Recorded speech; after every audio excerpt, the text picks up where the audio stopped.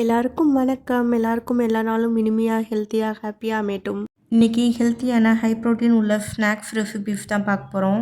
Cheese, cream இந்த மாதிரி கடையில் காசு கொடுத்து வாங்காமல் ஹெல்த்தியாக வீட்டில் இருக்கிற பொருளை வச்சு நம்ம பண்ண போகிறோம். இது எல்லா ஸ்நாக்ஸுமே ஹெல்த்தியாகவும் இருக்கும், குழந்தைங்களுக்கும் ரொம்ப பிடிக்கும். இது குழந்தைங்களுக்கு பேக் டு ஸ்கூல் இல்லை லஞ்ச் பாக்ஸ், ஸ்நாக்ஸ் பாக்ஸ்லையும் கொடுக்கலாம். ஒவ்வொரு ஸ்நாக்ஸாக எப்படி பண்ணுறதுன்னு பார்க்கலாம். ஃபஸ்ட்டு சக்கரவள்ளி கிழங்கு எடுத்திருக்கேன். அதை நல்லா வாஷ் பண்ணிவிட்டு அதோட ஸ்கின்னெல்லாம் ரிமூவ் பண்ணதுக்கப்புறமா அதை கட் பண்ணி இட்லி பாத்திரத்தில் வச்சு ஸ்டீம் பண்ணி எடுத்துக்கலாம். ஒரு 10 நிமிஷம் மட்டும் ஸ்டீம் பண்ணால் போதும், நல்லா குக் ஆயிரும்.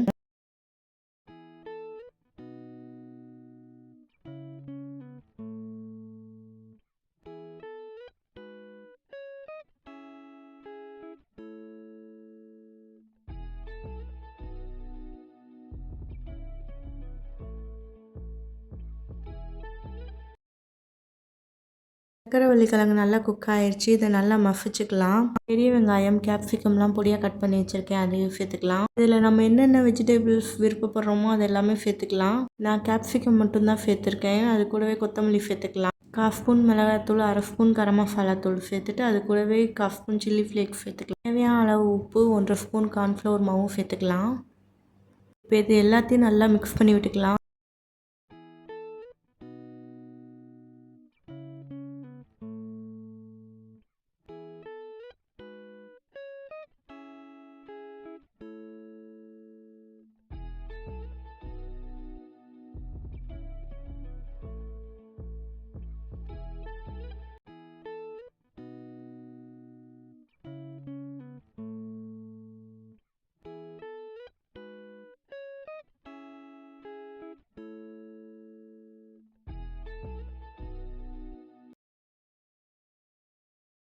வடை ஷேப்க்கு எல்லாத்தையும் நம்ம பண்ணிக்கலாம். தோசை தவாவை ஹீட் பண்ணி அதில் கீ சேர்த்துக்கலாம். கொஞ்சமாக சேர்த்துக்கிட்டா போதும், 1 ஸ்பூன் தான் சேர்த்துருக்கேன். ஹீட் பண்ணி வச்சுருந்த ஸ்வீட் பொட்டேட்டோ இதில் சேர்த்துக்கலாம்.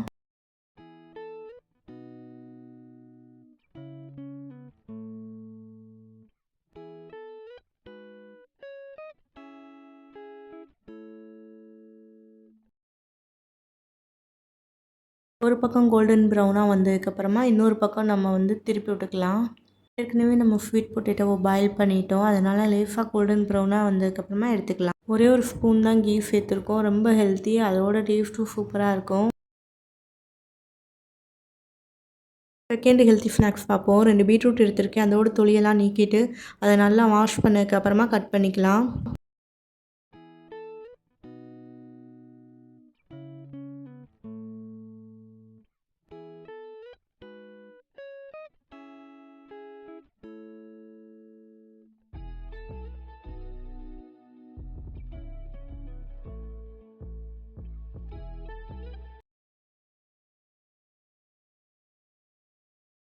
கட் பண்ண பீட்ரூட் எல்லாத்தையும் மிக்சியில் சேர்த்து கொஞ்சமாக தண்ணி சேர்த்து 2 டைம் அரைச்சி அதை ஃபில்டர் பண்ணி எடுத்துக்கலாம்.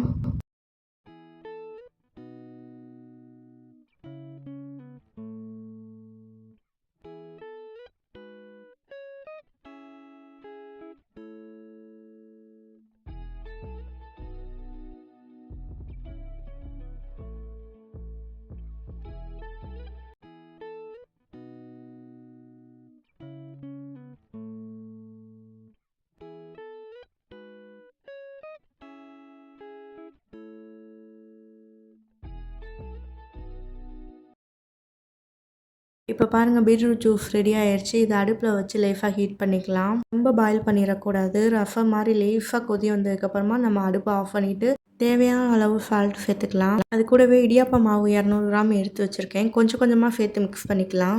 கொஞ்சம் கொஞ்சமாக நம்ம சேர்த்து மிக்ஸ் பண்ணும்போது பீட்ரூட் ஜூஸ்க்கு ஏற்ற அளவு நமக்கு கரெக்டாக தெரியும். அதனால் கொஞ்சம் கொஞ்சமாக ஃபஸ்ட்டு சேர்த்து மிக்ஸ் பண்ணிக்கலாம்.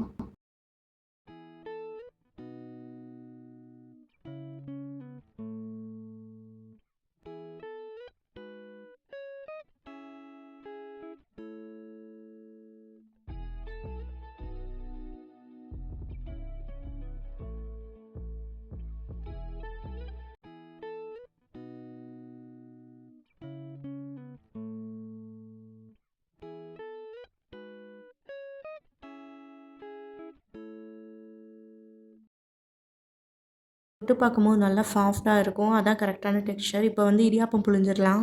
உடனே இடியாப்பம் புழிஞ்சிடணும், அப்போ தான் நல்லா இடியாப்பம் புளிய வரும்.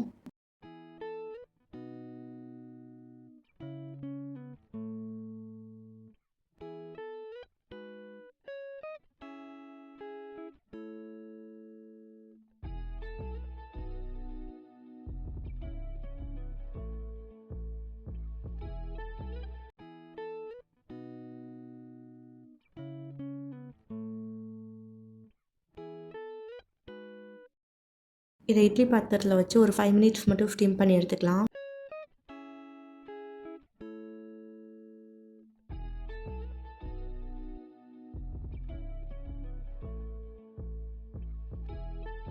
இப்போ பாருங்கள் நல்லா வெந்துருச்சு. இப்போ ஒரு கடாயில் ஒரு ஸ்பூன் நெய் சேர்த்துக்கலாம்.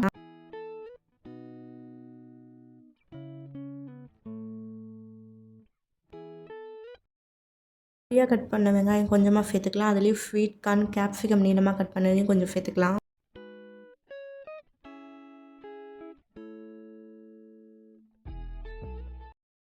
பிள்ளைங்க ரொம்ப காரம் சாப்பிட மாட்டாங்க. அதனால ஒரே ஒரு பச்சை மிளகாய் மட்டும் 2ஆ கீறி நான் சேர்த்துக்கிறேன். உங்களுக்கு எவ்வளோ காரம் வேணுமோ அதுக்கேற்ற மாதிரி நீங்கள் பச்சை மிளகாய் சேர்த்துக்கலாம். அதிலே கொஞ்சமாக பன்னீர் தேவையான அளவு உப்பு சேர்த்து நல்லா ஒரு 5 மினிட்ஸ் வதக்கிட்டு, நம்ம இடியாப்பம் வேக வச்சுருக்கோம்ல அதை நல்லா உதுத்து விட்டு அது கூட சேர்த்து நல்லா வதக்கிக்கலாம்.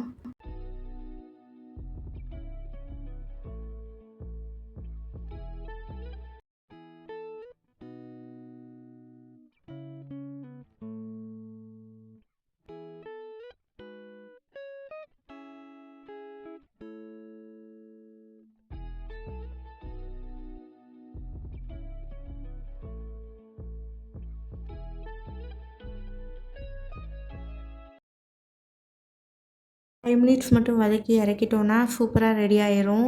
இதில் காரம் எதுவுமே நம்ம சேர்க்கல. ஒரே ஒரு பச்சை மிளகா தான் சேர்த்துருக்கோம். உங்களுக்கு வேணும்னா மிளகாத்தூள், கரம் மசாலா தூள்லாம் சேர்த்துக்கலாம். குழந்தைங்களுக்கு கொடுக்குறனால இப்படி சேர்த்து கொடுக்குறது தான் ரொம்பவே நல்லது.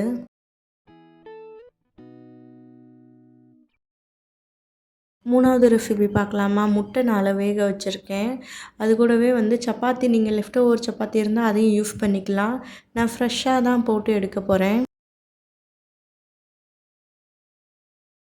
சப்பாத்தியை போட்டு எடுத்து வச்சதுக்கப்புறமா ஒரு கடாயில் 2 ஸ்பூன் எண்ணெய் சேர்த்துக்கலாம்.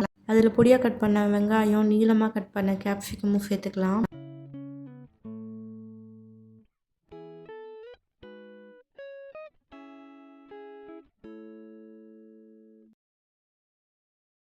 கூடவே இஞ்சி பூண்டு பேஸ்ட்டு சேர்த்து நல்லா வதக்குனதுக்கப்புறமா 2 மீடியமான தக்காளியை அரைச்சி வச்சுருக்கேன். அதையும் சேர்த்துக்கலாம்.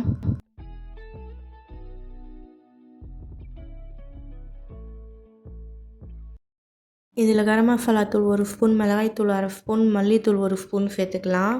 தேவையான அளவு உப்பு சேர்த்து நல்லா வதக்கி விட்டுக்கலாம்.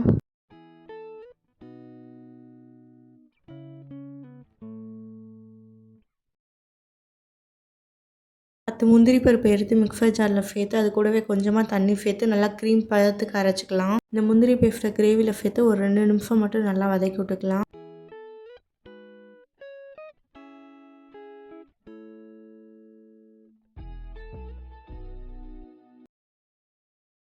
முட்டையை வேக வச்சு எடுத்து வச்சுருந்தேன்ல, அதையும் பாதி பாதியாக கட் பண்ணி எடுத்து வச்சுருக்கேன். அதை இந்த கிரேவியில் சேர்த்து லேசாக கிளறி விட்டுக்கலாம். ரொம்ப கிளறணுன்னா உடஞ்சிரும். கொத்தமல்லி தூவி இறக்கிடலாம். இந்த க்ரீமி டெக்ஸ்சர் தான் நல்லாயிருக்கும்.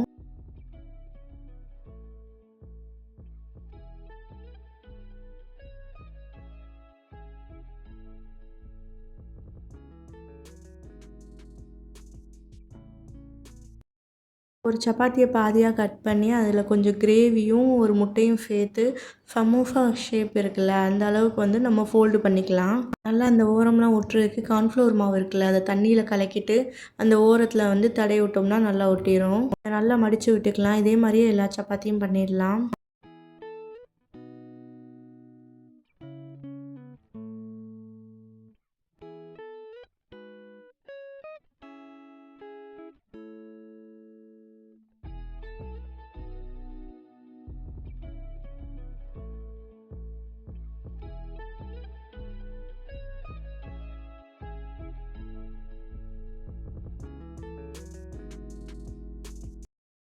இப்போ ஒரு தோசை தவாவை ஹீட் பண்ணிவிட்டு அதில் 1 ஸ்பூன் ஆயில் சேர்த்துக்கலாம். நம்ம ரெடி பண்ணி வச்சுருந்த எல்லா சமோசாவையும் இதில் சேர்த்துக்கலாம்.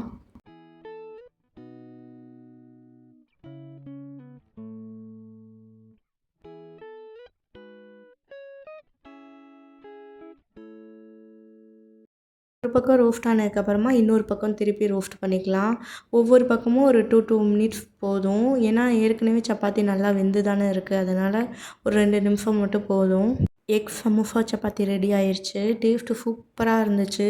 குழந்தைங்களுக்கும் ரொம்ப பிடிக்கும். பாப்பாலாம் நல்லா விருப்பப்பட்டு சாப்பிட்டா. ஃபஸ்ட்டு ட்ரையான ரெசிபி நல்லா க்ரீமியாக டேஸ்ட்டும் சூப்பராக இருந்துச்சு. கண்டிப்பாக ட்ரை பண்ணி பாருங்கள். ஹெல்த்தியும் கூட.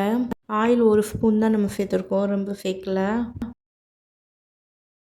4th ஸ்நாக்ஸ் ரெசிபி பார்க்கலாம். நல்ல சூடான தண்ணியில் மீல் மேக்கரை சேர்த்துட்டு அதை ஒரு 5 மினிட்ஸ் க்ளோஸ் பண்ணி வச்சிடலாம்.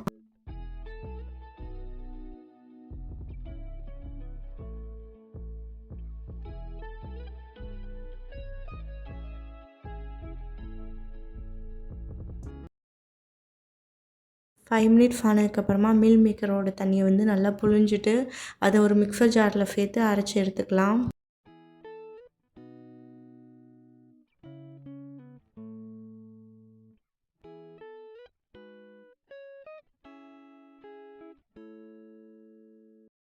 பொடியாக கட் பண்ண வெங்காயம், 1 ஸ்பூன் கரம் மசாலா தூள், 1/2 ஸ்பூன் மிளகாய்த்தூள், தேவையான அளவு உப்பு, பொடியாக கட் பண்ண கொத்தமல்லியும் சேர்த்து 2 ஸ்பூன் கார்ன்ஃப்ளவர் மாவு சேர்த்து நல்லா பிணைஞ்சிக்கலாம்.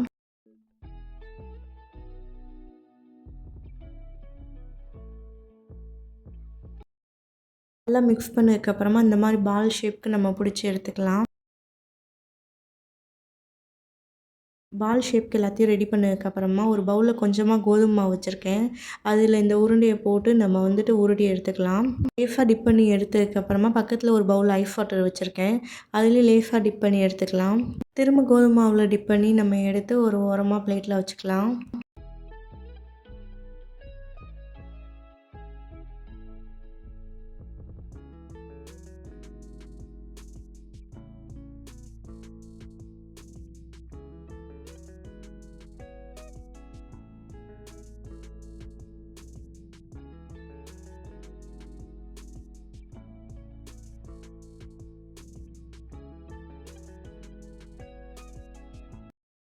இந்த மாதிரி தான் இருக்கணும். இந்த மாதிரி எல்லாத்தையும் ரெடி பண்ணி வச்சுக்கலாம்.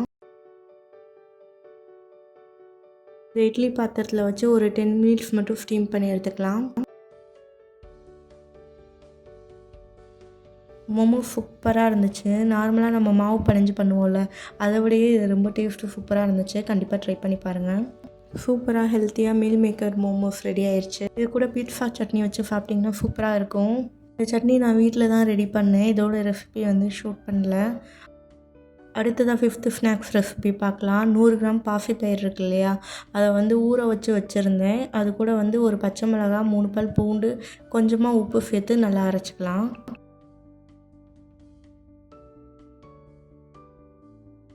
இப்போ ஒரு பனியாரக்கல்லில் கொஞ்சமாக ஆயில் சேர்த்துக்கலாம். இந்த மாவை ஒவ்வொரு குழிலையும் கொஞ்சமாக பாதி அளவு மட்டும் ஊற்றிக்கலாம்.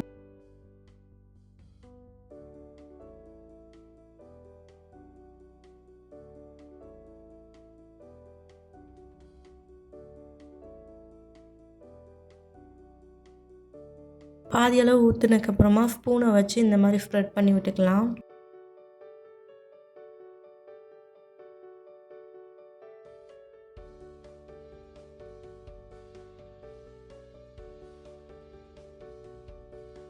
கட் பண்ண வெங்காயம், கேப்சிகம், ஸ்வீட் கார்ன், கேரட் துருவி எடுத்திருக்கேன். அது எல்லாத்தையும் ஒவ்வொரு குழிலையும் கொஞ்சம் கொஞ்சமாக சேர்த்துக்கலாம்.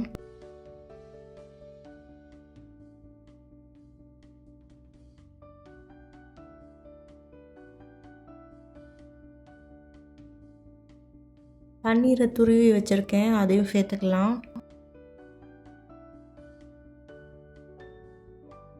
இதை பண்ணும்போது அடுப்பை சிம்மில் தான் வச்சு பண்ணணும். இப்போ வந்து எல்லாத்தையும் சேர்த்தாச்சு. இப்போ ஒரு 2 மினிட்ஸ் மட்டும் க்ளோஸ் பண்ணி வச்சுக்கலாம்.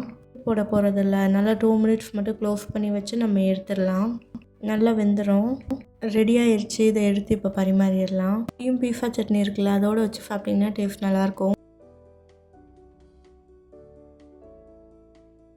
நான் பண்ண இந்த 5 ஸ்நாக்ஸ் ரெசிபியுமே வந்துட்டு ஹை ப்ரோட்டீன் உள்ளது, ரொம்பவே ஹெல்த்துக்கு நல்லது. எல்லாத்துலேயுமே வெஜிடபிள்ஸ் நம்ம ஆட் பண்ணியிருக்கோம். எதுலேயுமே வந்துட்டு ஆயில் ரொம்ப சேர்க்கலை. ஆயிலில் பொரிச்சு எடுக்கிற மாதிரி ஐட்டம் எதுவுமே கிடையாது. அதோட டேஸ்ட்டுமே சூப்பராக இருக்கும். இது எல்லாமே வந்துட்டு குழந்தைங்களுக்கு ரொம்ப பிடிக்கும். கண்டிப்பாக ட்ரை பண்ணி பாருங்கள். பார்க்கவும் நல்லா கலர்ஃபுல்லாக இருக்கணும். இந்த மாதிரி டிஃப்ரெண்ட்டாக இருந்தால் தான் குழந்தைங்களும் விருப்பப்பட்டு சாப்பிடுவாங்க.